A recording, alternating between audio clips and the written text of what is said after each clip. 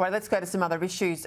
We know the trouble that has caused the grid with the closure of Liddell and no replacement baseload being there. It's certainly not there now, and it won't be for some 18 months away.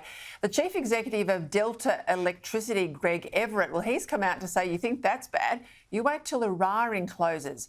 He says, I don't believe the system can operate securely if Eraring closes. He goes on, people had an expectation about the pace of transformation, and that's not happened. In the end, there is a system requirement. It's just maths and physics.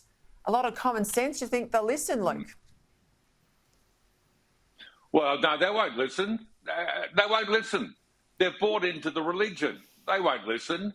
Anything that's a solution which involves firming up supply, at this point involves fossil fuels. Batteries, they're a fiction.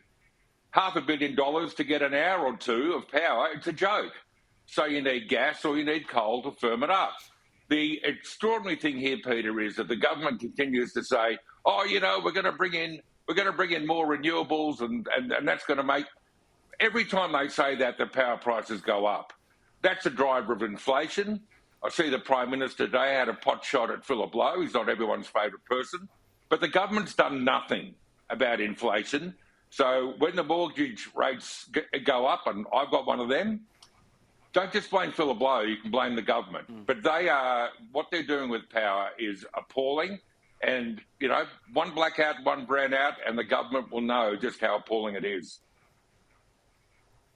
Well, just on that mortgage point you make, there's 880,000 Australians, so almost a million Australians, who will come off those fixed rates this year. It's shortly to happen. So they'll move from about a 2% mortgage rate to one well over 6%. Now, that's pretty horrific. We saw, James, I had some stats yesterday. The savings to income ratio for Australians has fallen to 3.7%. That's the lowest we've had in nearly 15 years. It means we're dipping into our savings to survive. I reckon if the government thinks they're on the back foot now, they haven't seen anything yet. Well, sadly, households are currently giving up about 45% of their household income to make those repayments, either on the home or to cover the cost of living in the sense of rent as well. I was fortunate 1 year ago.